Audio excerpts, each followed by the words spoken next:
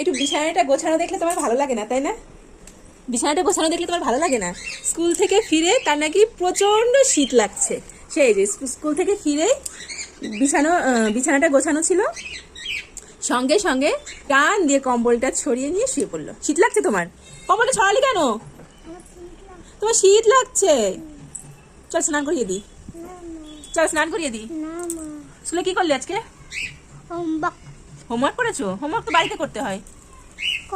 আর ma'am আদর করেছে? কেমন করে আদর করেছে? কেমন করে আদর করেছে ম্যাম? দেখি দেখি দেখি দেখি দেখি দেখি কেমন করে আদর করেছে? ও মা কই মা কই বলে খুঁজতে পারতাম। আমি তো বুঝিনি যে তুমি এটা খেলা তোমার।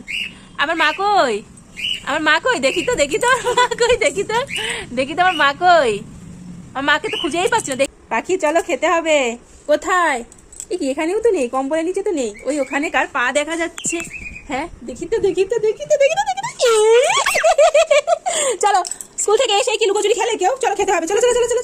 বিছানাটা আমি হাজার চেষ্টা করলেও এটা আমি কোনো সময় গুছিয়ে রাখতে পারি না। কি খাচ্ছিস? কি খাচ্ছিস তুই? সস খাচ্ছে।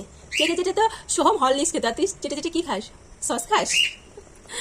সস যে এত ভালো লাগে, এটা কত পচা জিনিস জানো মা? পেট ব্যথা করবে, সস খেলে পেট ব্যথা করে।